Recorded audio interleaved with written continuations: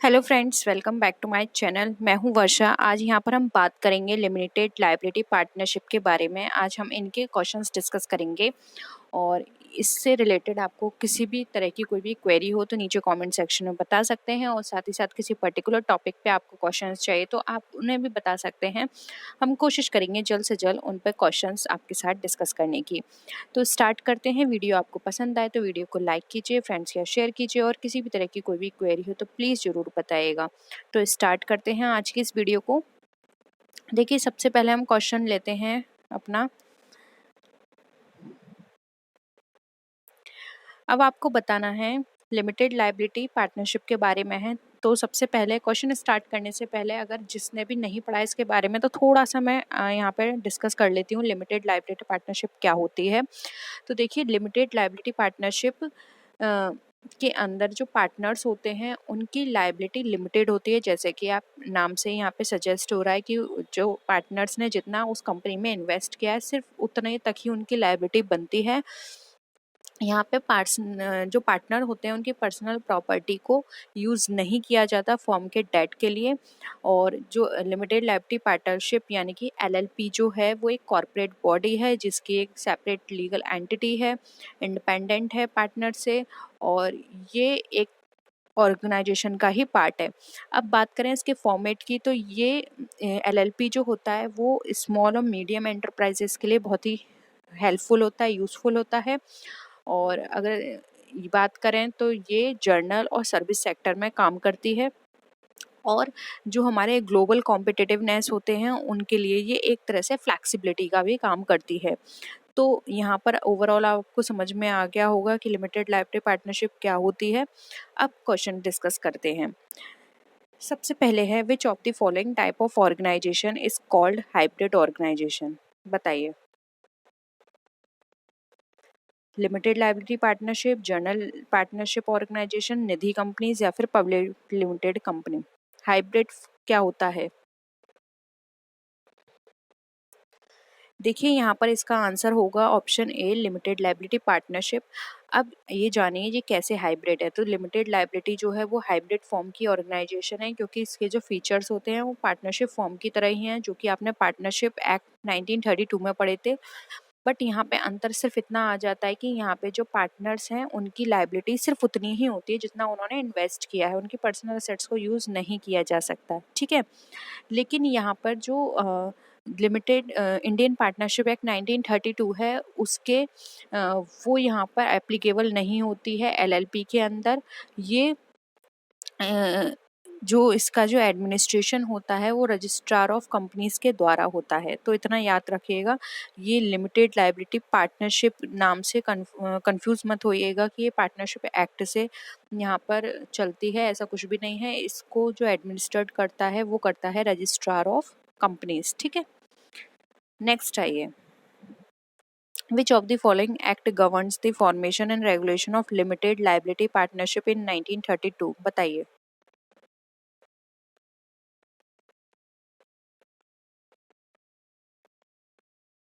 इसका ऑप्शन रह गया है, देखिए इसमें लिख लीजिए 2000 partnership act 1932, companies act 2013, limited liability partnership act 2008 and limited liability partnership act 2010। अब बताइए, ये हमारा ऑप्शन डी है। तो बात करते हैं तो लिमिट इसके अंदर जो एक्ट अप्लाई होता है वो ना ही पार्टनरशिप है और जो कंपनी के रजिस्ट्रार के द्वारा एडमिनिस्टर्ड होती है, लेकिन फिर भी यहाँ पे कंपनीज एक्ट नहीं लगता है, ना पार्टनरशिप एक्ट और ना ही लिमिटेड लायबिलिटी पार्टनरशिप एक्ट 2010। यहाँ लगता है लिमिटेड लायबिलिटी पार्टनरशिप एक्ट 2008, ठीक है। नेक्स्ट आइए, क्वेश्चन है, in case of legal non compliance and penalties under the LLP act are responsible. बताइए कौन रेस्पॉन्सिबल होता है यहाँ पे। किसी भी तरह की लीगल नॉन कंप्लायंस या पेनल्टीज होती है एलएलपी एक्ट के अंदर तो पार्टनर्स होते हैं, डेजिग्नेटेड पार्टनर्स, एलएलपी, या फिर all of the above.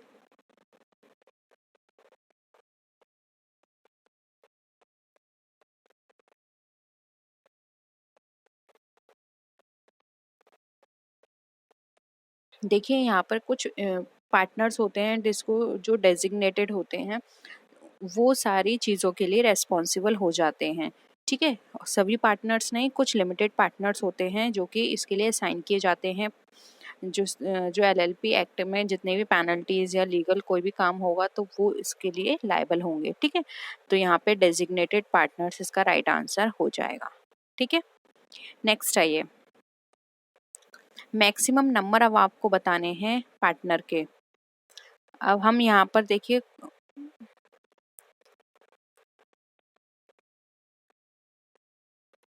LLP की बात कर रहे हैं तो एलएलपी ही होगा क्योंकि हमारा चैप्टर ही एलएलपी है, लेकिन क्वेश्चन में आपको एलएलपी लिखा हुआ आ जाएगा। ठीक है, तो मैक्सिमम नंबर बताने हैं आपको।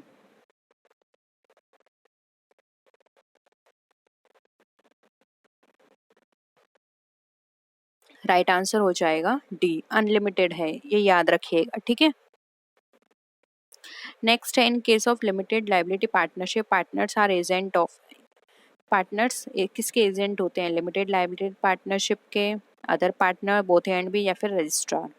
बहुत ही सिंपल है, थोड़ा सा आप कॉमन सेंस से भी इसका आंसर कर सकते हैं।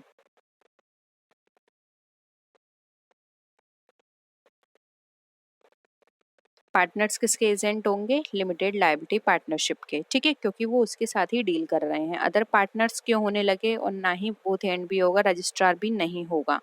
ठीक है, तो ऑप्शन ए यहाँ पे हमारा राइट आंसर हो जाएगा। नेक्स्ट है, to which authority the limited liability partnership agreement is submitted in India. यानी कौन सी अथॉरिटी है जिसमें लिमिटेड लायबिलिटी पार्टनरशिप का जो एग्रीमेंट है वो सबमिट किया जाता है इंडिया के अंदर? सेंट्रल गवर्नमेंट, इसके पार्टनर को, रजिस्ट्रार को, या फिर स्टेट गवर्नमेंट को?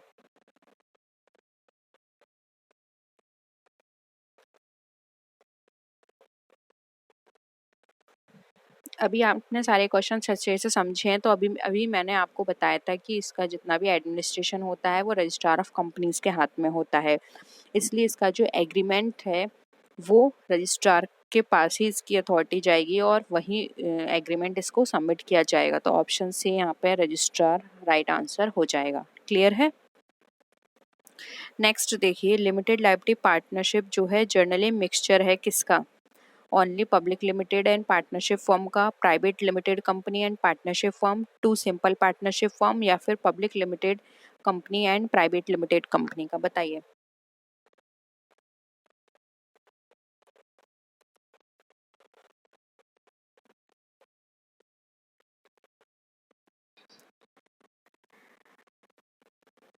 देखिए यहाँ पर बात की जा रही है लिमिटेड लायबिलिटी पार्टनरशिप की, तो देखिए पब्लिक तो नहीं होगा क्योंकि यहाँ पे गवर्नमेंट का किसी भी तरह का रोल नहीं है। ठीक है, टू सिंपल पार्टनरशिप भी नहीं हो सकता, तो और यहाँ पे पब्लिक अगेन बात की जा रही है तो ये भी नहीं होगा। इसमें बात की जाएगी प्राइवेट लिमिटेड कंपनी की और पार्टनरशिप की, क्योंकि स्टार्टिंग में जब मैंने मीनिंग डिस्कस किया था तो मैंने आपको बताया था कि कुछ फीचर्स इसके पार्टनरशिप जैसे होते हैं। ठीक है, और प्राइवेट लिमिटेड कंपनी इसलिए है क्योंकि ये प्राइवेटली काम करती है। ठीक है, ये पब्लिक से इसका किसी भी तरह का कोई भी लेना देना नहीं है, इसलिए option B private limited company and partnership firm हो जाएगा। ये इसका मिक्सचर फॉर्म है। ठीक है, नेक्स्ट है, who can be a partner in limited liability partnership.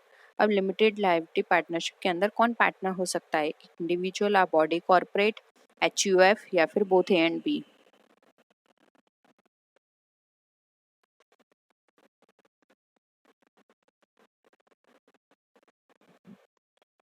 क्या हो जाएगा आंसर, बताइए।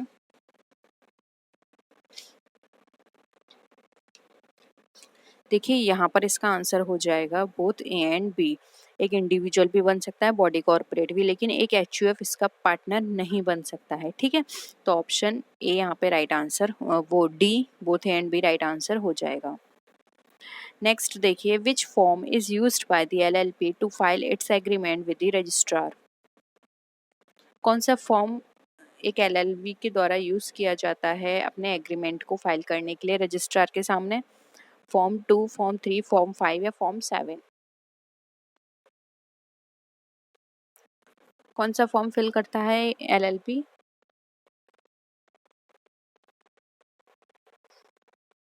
देखिए ये स्टैटिक क्वेश्चन है, यहाँ पर जो एलएलपी फाइल करेगा अपना एग्रीमेंट तो वो फॉर्म 3 को फिल करेगा। ठीक है, तो ऑप्शन 3 बी यहाँ पे राइट आंसर हो जाएगा, फॉर्म 3।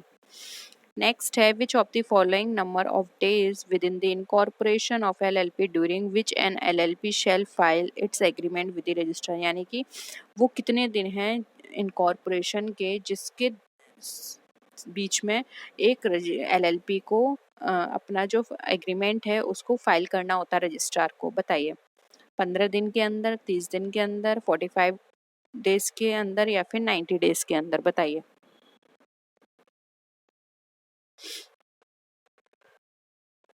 देखिए यहाँ पे राइट आंसर हो जाएगा 30 डेज। विद इन 30 डेज एक LLP को अपने जो रजिस्ट्रार है उसके सामने अपने एग्रीमेंट को फाइल करना होता है। ठीक है, और ये जो टाइम पीरियड है वो इनकॉर्पोरेशन का जो टाइम पीरियड है उसके 30 दिन के अंदर है। ठीक है, अब आपको बताना है वो कौन सा फर्स्ट स्टेप है लिमिटेड लायबिलिटी पार्टनरशिप को फॉर्म करने का। प्रोक्योर करके रखना डिजिटल सिग्नेचर सर्टिफिकेट, या फिर नाम का रिजर्वेशन करवाना, DIN यानी कि प्रोक्योर करना, डायरेक्टर आइडेंटिफिकेशन नंबर, या फिर डायरेक्ट इनकॉर्पोरेशन करना लिमिटेड लायबिलिटी पार्टनरशिप का। बताइए कौन सा फर्स्ट स्टेप होगा?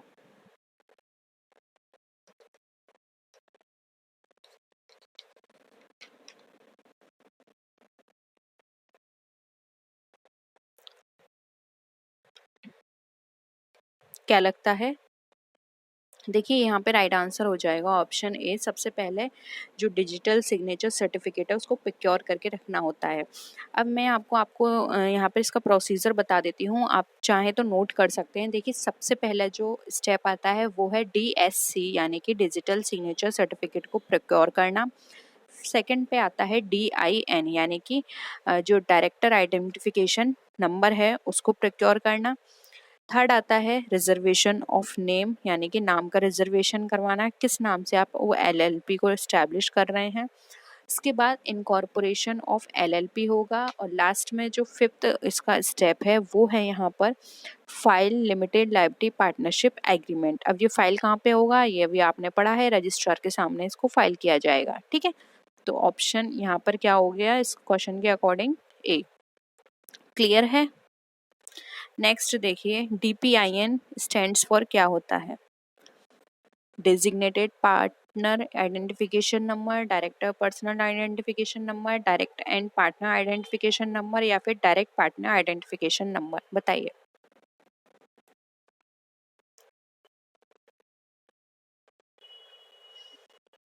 देखिए DPIN का मतलब होता है डेजिग्नेटेड पार्टनर आइडेंटिफिकेशन नंबर। ठीक है, ऑप्शन ए। जो डेजिग्नेटेड पार्टनर्स होते हैं ना, जो पेनल्टीज या जितने भी लीगल फॉर्मेट नॉन कंप्लायंस काम होते हैं उनको देख रेख करती है, या जिसके लिए रेस्पॉन्सिबल होते हैं डेजिग्नेटेड पार्टनर, ये उनके नाम को यहाँ पे डिनोट कर रहा है कि उनके लिए आइडेंटिफिकेशन नंबर होता है जिसको DPIN बोलते हैं। ठीक है, नेक्स्ट देखिए the minimum number of partner to form on LLP is. अब मिनिमम, अभी हमने मैक्सिमम की बात की थी, अब आपको बताना है मिनिमम कितने नंबर होने चाहिए एक LLP के लिए।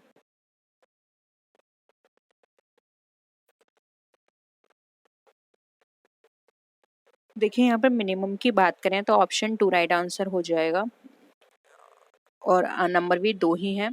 और मैक्सिमम की बात करते हैं तो वो अनलिमिटेड हो जाता है। ठीक है, यानी कि 2 और अनलिमिटेड, इनको याद रखिएगा। ठीक है, नेक्स्ट देखिए who can not become partner in LLP, यानी LLP के अंदर कौन पार्टनर नहीं बन सकता है? ऐसा पर्सन जो कि अनसाउंड माइंड का मिला है, ऐसा person is an undischarged insolvent, ये अनडिस्चार्ज होगा। ठीक है, UN अनडिस्चार्ज इंसॉल्वेंट, और ऐसा पर्सन जो कि अप्लाइड है to be educated as an insolvent, या फिर ऑल ऑफ द अबव। बताइए इनमें से कौन सा पार्टनर नहीं बन सकता? ऑप्शंस को देख के आप इजीली इसका अंदाजा लगा सकते हैं। क्या होगा आपके अकॉर्डिंग आंसर? देखिए अनसाउंड माइंड का कोई पर्सन है, ऑफ कोर्स है, ये तो बनेगा ही नहीं। फिर अनडिस्चार्ज इंसॉल्वेंट है, ये भी नहीं बन सकता। और ऐसा कोई पर्सन जो कि इंसॉल्वेंट हो गया है, ये भी नहीं बन सकता। ठीक है, अप्लाई हो गया है कि वो इंसॉल्वेंट होगा। तो इनमें से सारे ही हमारे आंसर सही हैं, ऑल ऑफ द अबव। ये कोई भी एक एलएलपी के अंदर पार्टनर नहीं बन सकता है। क्लियर है? नेक्स्ट देखिए, a person shall cease to be a partner of LLP. कौन सा पर्सन इसमें से सीज होता है? On receiving advance from LLP, on giving advance to LLP, on his death, या फिर after completing age of 60 years. बताइए कौन सा पर्सन सीज हो जाता है?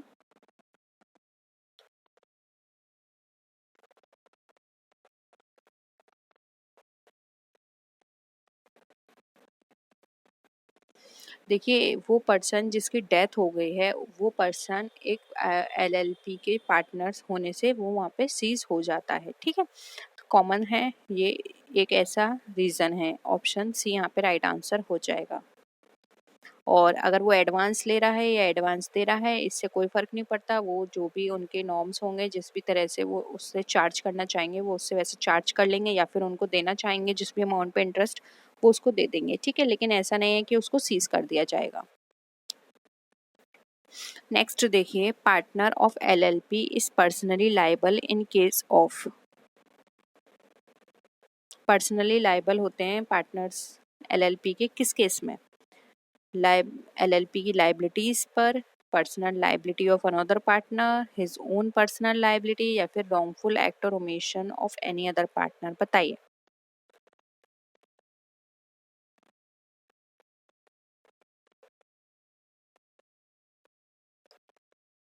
देखिए, एलएलपी की लाइबिलिटी अभी हमने यहाँ पे डिस्कस किए थे जब इनका मीनिंग, फीचर्स, तो वहाँ पे मैंने आपको इजीली क्लियर कर दिया था इनकी लाइबिलिटी के बारे में।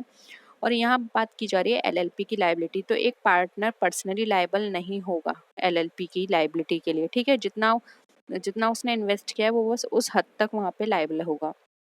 फिर है personal liability of another partner. दूसरे पार्टनर की लाइबिलिटी के लिए भी वो वहाँ पे बिल्कुल भी लायबल नहीं होगा, वो भी पर्सनल है उसकी। फिर है हिज ओन पर्सनल इनएबिलिटी। ये हमें वैलिड रीज़न लग रहा है। जब उसकी पर्सनल इनएबिलिटी है, कोई वो काम नहीं कर सकता, या वहाँ पे उसकी वजह से कोई काम खराब हो गया, तो वहाँ पर वो लायबल होगा। ठीक है, लेकिन रॉन्गफुल एक्ट और omission of any other partner, किसी और ने गलत किया है या कोई भूल की है, तो वहाँ पे हम किसी और को वहाँ पे उसको लायबल नहीं कर सकते। तो ये भी हमारा कट गया। ऑप्शन सी हमारा राइट आंसर हो जाएगा। क्लियर है? बहुत ही सिंपल थे अब तक के सारे क्वेश्चंस। किसी क्वेश्चन में डाउट हो तो आप जरूर बताइएगा। ठीक है, अब देखिए, अब आपको बताना है डॉक्यूमेंट जो कि डिफाइन करता है एलएलपी के अंदर किसी भी पार्टनर की ऑब्लिगेशंस को। बताइए। Partner deed, LLP agreement, MOA या एओए।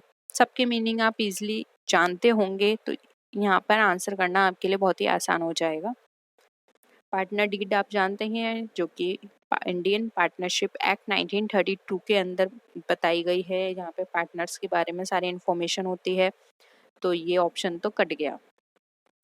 एमओए आप जानते हैं, एक्सटर्नल होता है स्टेक होल्डर्स के लिए, ताकि वो ये जान सकें कि हमें कंपनी पे इन्वेस्ट करना है या नहीं, तो ये भी कट गया।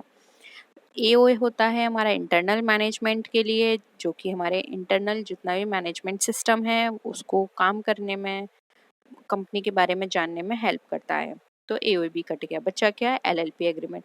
और अभी हम इतने टाइम से बात कर रहे हैं एलएलपी एग्रीमेंट की, जो कि रजिस्ट्रार ऑफ कंपनीज के सामने पेश करना होता है। एलएलपी एग्रीमेंट में सारी चीज़ें लिखी होती हैं। एलएलपी के जो पार्टनर्स हैं उनके क्या काम हैं, क्या ऑब्लिगेशंस हैं, क्या रोल हैं उनके बारे में। तो ये हमारा ऑप्शन बी राइट आंसर हो जाएगा। क्लियर है? नेक्स्ट देखिए, incorporation document shall be filed by LLP with. अब जो इनकॉर्पोरेशन डॉक्यूमेंट है वो एलएलपी किसके साथ फाइल करती है? ट्रिब्यूनल, सेबी, रजिस्ट्रार, या फिर सेंट्रल गवर्नमेंट।